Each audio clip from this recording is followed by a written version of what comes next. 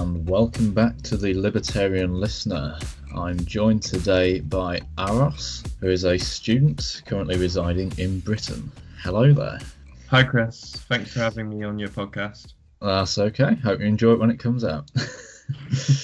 Well, the first topic of conversation today is going to be on the coronavirus peak. The coronavirus lockdown was only intended to be 3 weeks long. It's now estimated to be at least 3 months. We seem to be getting conflicting personal views on the peak, in the United Kingdom at least. The Telegraph has Professor Chris Whitty, England's chief medical officer, saying that the coronavirus could be reaching its peak in Britain, raising pressure on ministers to reveal plans for lifting the lockdown. Dr. Jenny Harries, the Deputy Chief Medical Officer for England, has predicted that cases could peak over Easter and then begin to fall if the public follows social distancing measures. Whereas the Daily Mail has Oxford University professor Carl Hennigan saying that the UK's outbreak peaked back in March. He said data showed this, but ministers had lost sight of the scientific evidence and panicked about the lockdown. Professor Hennigan has hailed Sweden for holding its nerve. The country has stayed open for business as usual. Sweden's infection rates and death rates are so far lower than the UK's, and its economy is stable.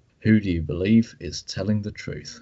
It's very hard to draw a conclusion about what the actual numbers are, what the situation is in terms of epidemiology, simply because there are so many conflicting reports. You say we have people that are saying that it peaked back in March and there's just lack of testing. And I think that could be a possibility. Because one thing I've noticed following the numbers internationally is that the confirmed cases per day, they get to a point where in every country they become linear. I mean, in the UK, what's roughly 5,000 new cases a day, give or take. In America, it's around about 30,000. And I think that is that while they are doing more tests than that, the fraction of those tests that will be positive seems to be a fixed ratio. And so I think that is partially down to testing capacity. And when you're not testing everyone, it's very possible for there to be an early peak. And so, by the time that those numbers start going down, the actual new infections per day could have been going down for a while. Do you believe that we've done enough to test for the coronavirus in the UK in comparison to other countries? Well, UK has certainly done less than other countries to try and test for it.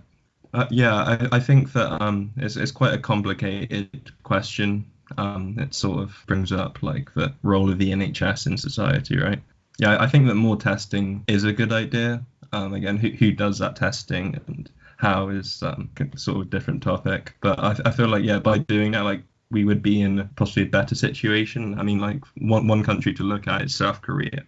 They immediately started testing very large numbers. I can't remember the exact figure, but per day, very large numbers, even when there were only a few hundred cases. And they had those apps, which, whether they're ethical or not, they certainly have seemed effective, because South Korea has effectively saved its economy, whereas the same can't be said for the UK. So obviously people have braced themselves and were prepared to tough it out for 3 weeks. Do you think that the public now have a right to be angry about being deceived by the government over the length of the lockdown?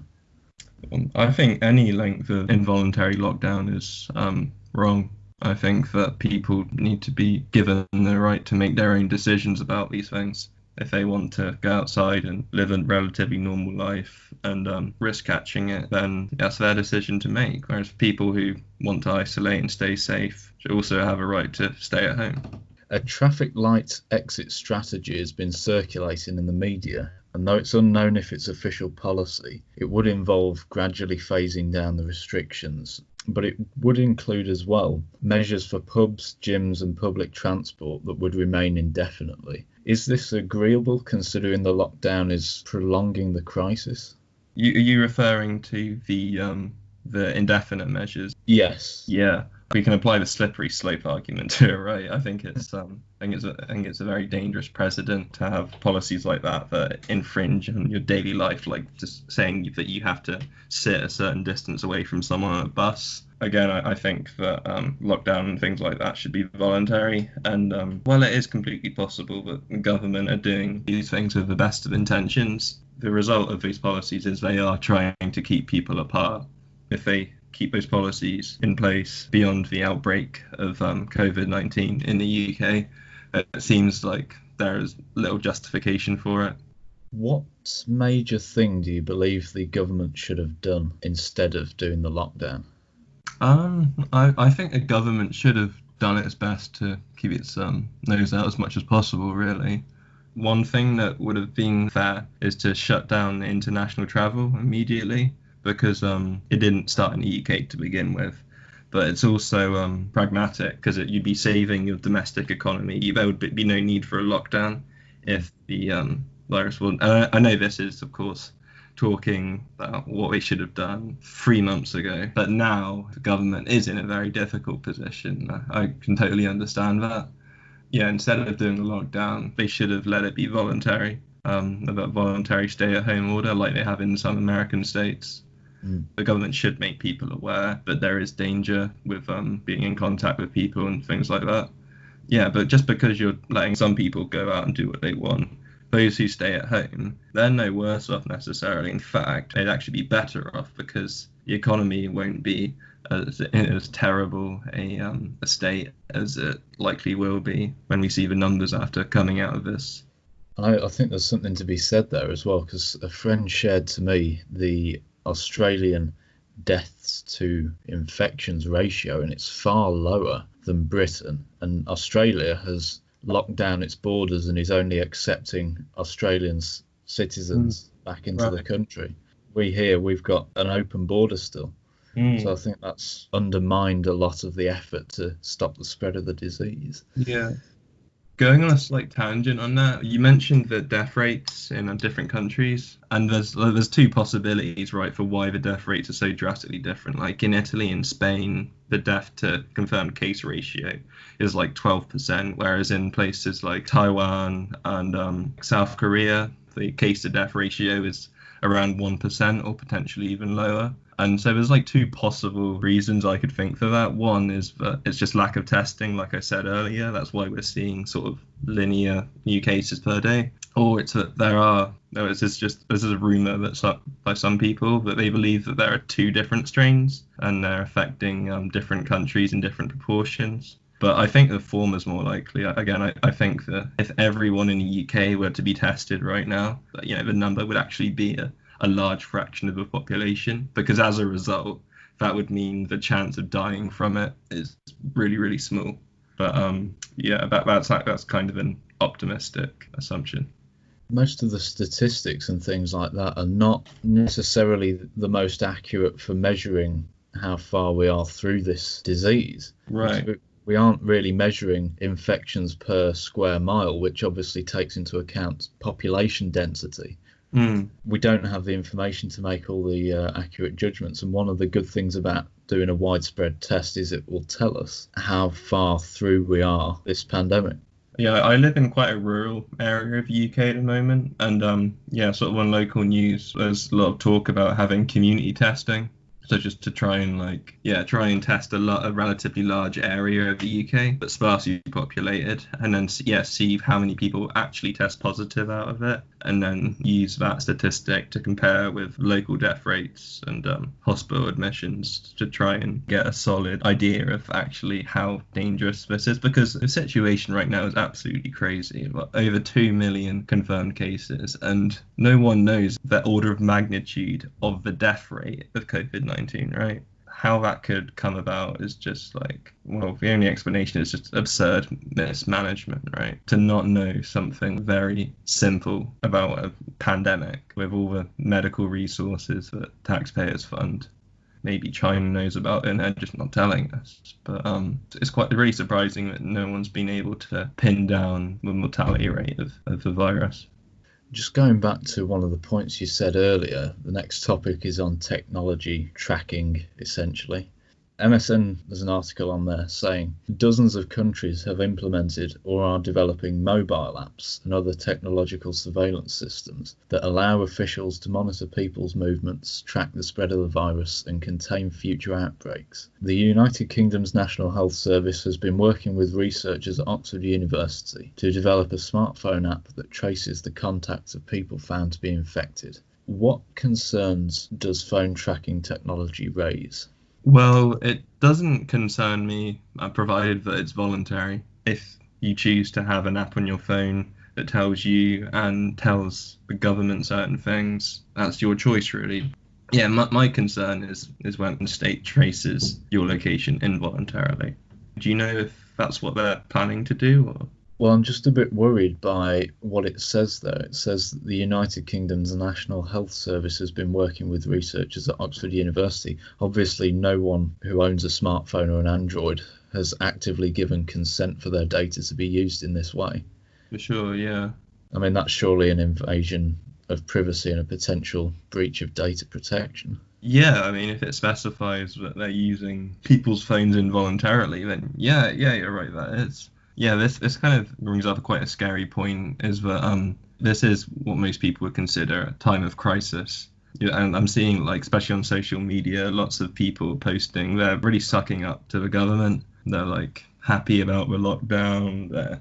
They're statists, really, and I feel like most people would be perfectly fine with their phone being involuntarily tracked. I think a lot of people wouldn't kick up much of a fuss about it because it's being portrayed as for the greater good, right? For their own good.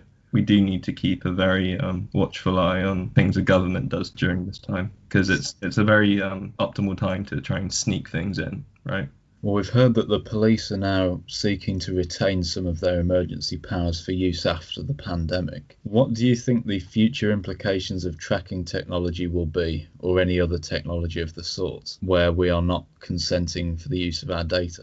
Will it be used for nefarious purposes, perhaps? Certainly could be, and that's the major concern. One thing we've seen about the police in the past couple of weeks is that they're very power hungry, right? I think there was someone who recorded themselves getting arrested in their front garden. People have been arrested for buying wine because it was considered non-essential, even though the government has come out and said that you can buy what you want. You've seen people's doors being broken down and stuff, and seems the police really are kind of on a power trip at the moment, and I think that is a bit of an insight into what can happen when you put too much trust in the state. Obviously, there's other examples of this, like dictatorships around the world, right? Like when you give the state like a certain amount of control over your personal liberty, it's very, very hard to get back. Most ways that you get it back, like in history, have been through significant struggle, normally like military struggle. So we need to think very, very carefully how much power the government gets and how much power the government's allowed to retain after this. So it's very important. Like right now, there isn't a lot of sympathy for libertarianism in the UK because of the lockdown, or at least the sympathy has been suspended. Once this outbreak is over, it's very important to watch what the government is trying to do or trying to retain, because some stuff, once they get it, it might be too late to ever get back. The Financial Times has said the UK has become the first country to embrace the monetary financing of government to fund the immediate cost of fighting the coronavirus. The move allows the government to bypass the bond market until the COVID-19 pandemic subsides, financing unexpected costs such as the job retention scheme, where bills will fall at the end of April. The government announced it would extend the size of the government's bank account at the central bank, known historically as the Ways and Means Facility, which normally stands at just 370 million. This will rise to an effectively unlimited amount, allowing ministers to spend more in the short term without having to tap the gilts market. In 2008, a similar move saw the facility rise briefly to 20 billion. Now, I've got a strong suspicion that Andrew Bailey, who's the Bank of England governor, was overruled, as he was initially opposed to monetary financing in this way. But the Bank of England Board of Directors certainly agreed to it. And just for a bit of context, they include Ben Broadbent, who is an ex-Goldman Sachs economist, John Cunliffe, who is an associate of New Labour and has literally nothing to do with economics, Dido Harding, an incompetent manager who breached cybersecurity guidelines at TalkTalk, and Francis O'Grady of the TUC, among others. Do you have any thoughts on the Bank of England financing of government policy? It's always dangerous for the government to be borrowing money from anyone, because they're inevitably going to ask the taxpayer to pay it back at some point. I feel like it's quite common you get this mentality of people who feel like they're getting stuff from the government. They feel like, oh, it's free. It's coming from nowhere. But unfortunately, there is no such thing as a free lunch. But the state does require the taxpayers to pay it back at some point with interest. I think it's very dangerous to be borrowing such large amounts of money, especially under the circumstances where there isn't much tax revenue coming in right now because most businesses are closed, most people aren't really working, and so there's very little prospect of paying it back, especially if there's a recession between this year and next. I think it's very irresponsible. Yeah, if a government is funding all these schemes and stuff, but there is no production, then that could lead to hyperinflation. Yeah, it would devastate the UK. It would never be the same. Yeah, I think if you are in government, you need to be frugal, to be honest. You need to spend very wisely. You need to almost treat it like a business.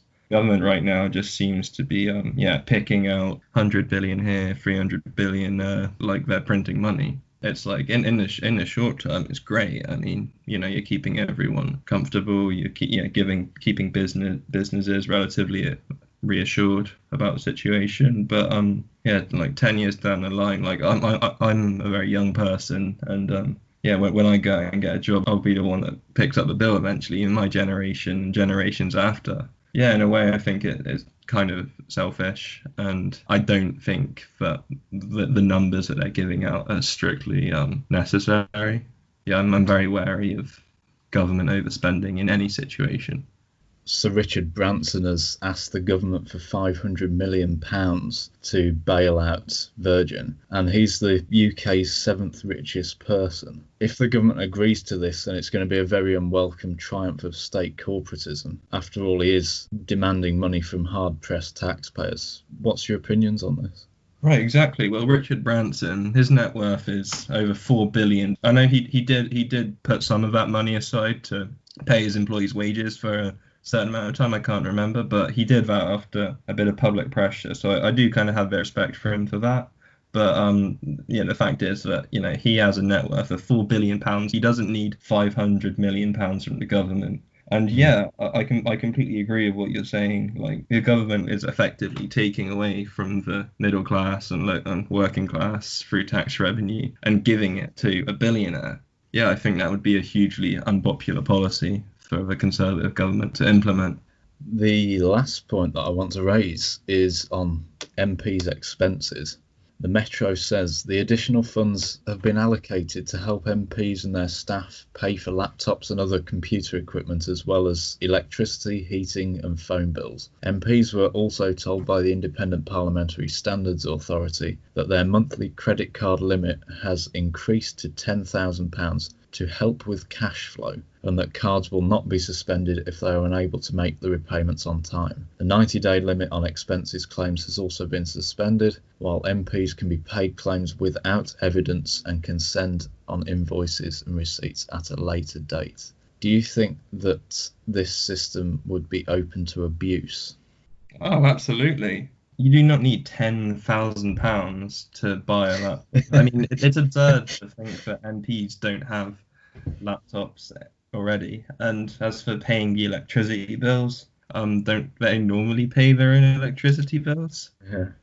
So I think this £10,000, again, it's just an arbitrary figure. The committee who arrange this funding for MPs, they're meant to be independent, but I think it's wishful thinking to actually assume that they are independent.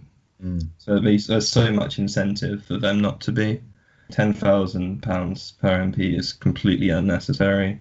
I guess they probably miss being able to claim expenses like going to really posh restaurants on their way to London and stuff.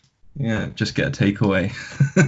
I think it's completely absurd, and it's one of these things that libertarianism really challenges. It's a result of big government where you have institutions deciding how much politicians are going to get paid when it's inevitable that those institutions are subject to corruption. Yeah, what do you think about it? Well, I don't think a laptop is an essential item or anything like that. I think personally there's going to be a parallel with the expenses scandal of 2009 over this, because they're just going to be putting in claims for anything and everything, even things that aren't really necessary or things that they shouldn't be covering. I think it's a bit duplicitous that the MPs can claim 10,000 for working at home during a pandemic while people who have been furloughed are on 80% of their incomes have actually had a pay cut, and some of them have lost their jobs completely. Right. And it's like, I guess that one argument would be that they're essential workers, so they need that. But then why do they make nurses in the NHS have to pay to get a badge? It's very clear that MPs are sort of they're a protected class. Mm. I don't think an MP could be considered as a key worker. Yeah, well, that's the thing for the cabinet, really, is just deciding pretty much everything. All MPs that aren't Tory, they can't really do anything anyway. The Conservative government has an 80-seat majority. Like they don't need opposition party MPs to function. So yeah, it's completely absurd to consider them key workers. So what was your inroad into libertarianism? What was your ideology originally, and how has it developed over time?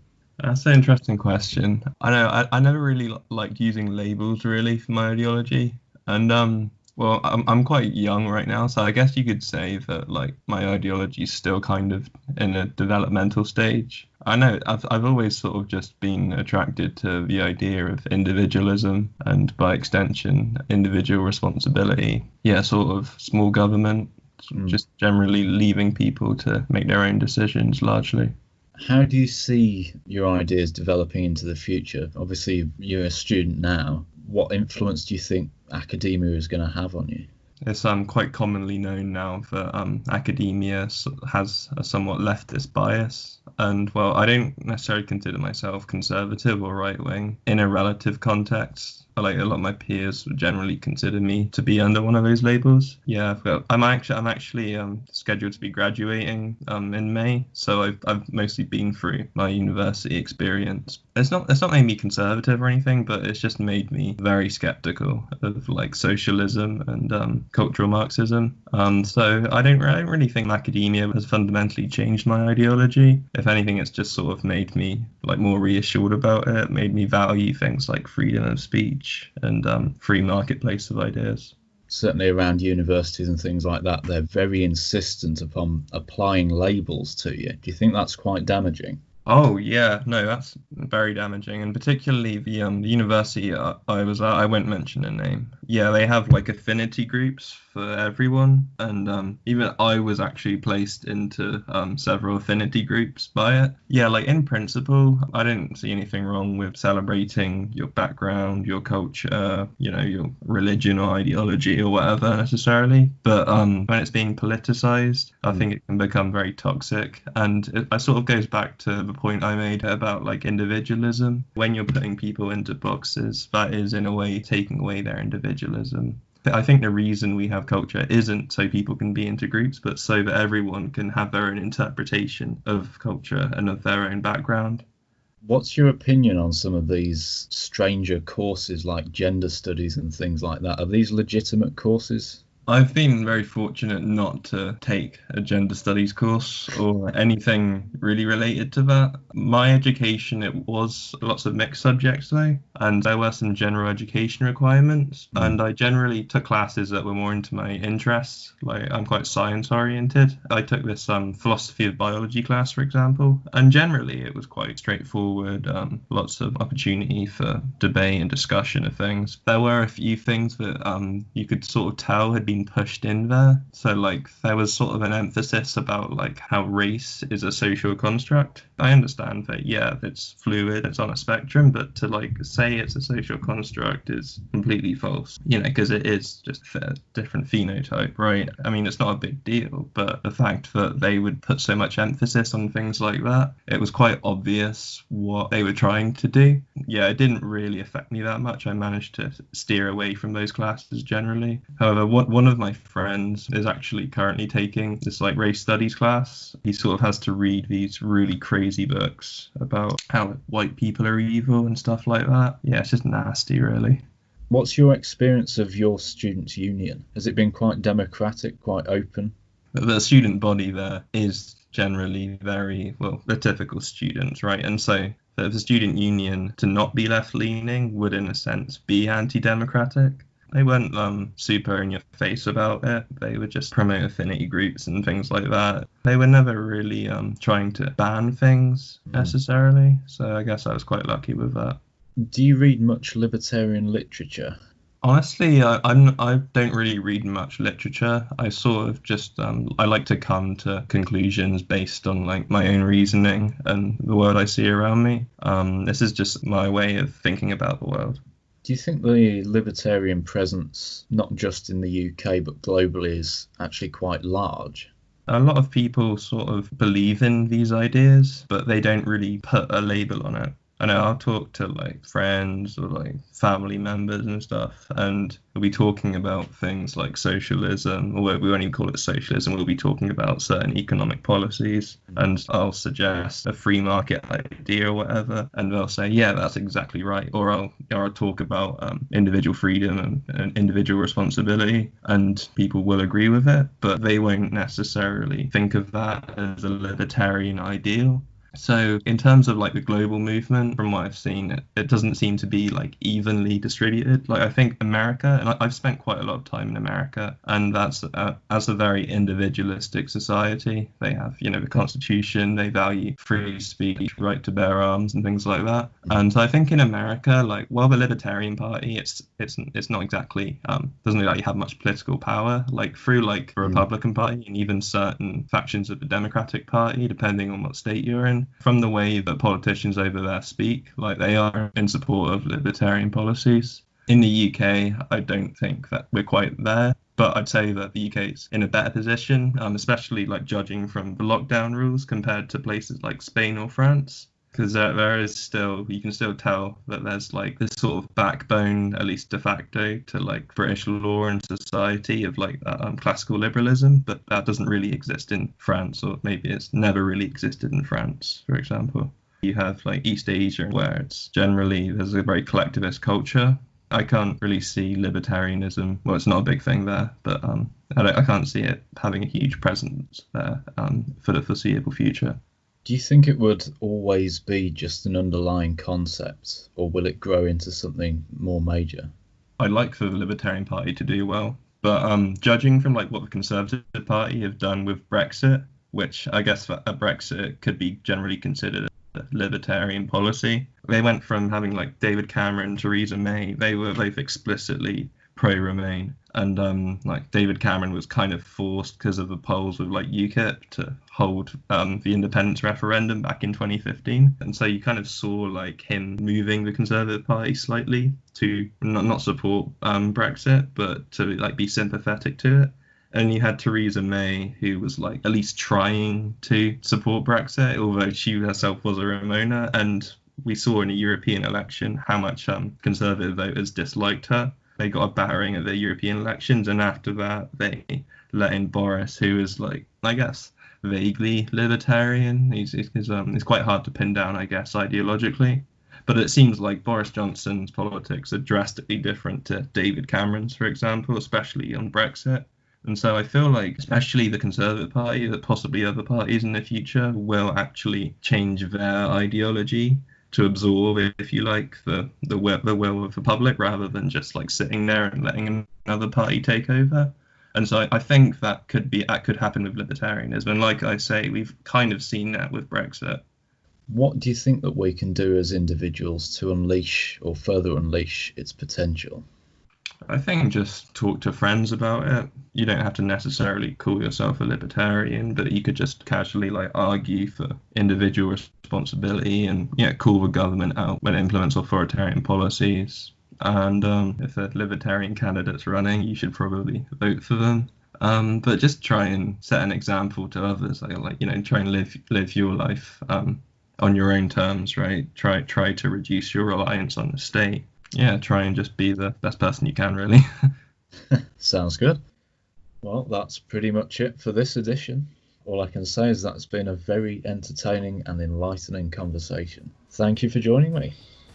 Thank you. And we'll be seeing you next time on the Libertarian Listener for yet more interviews.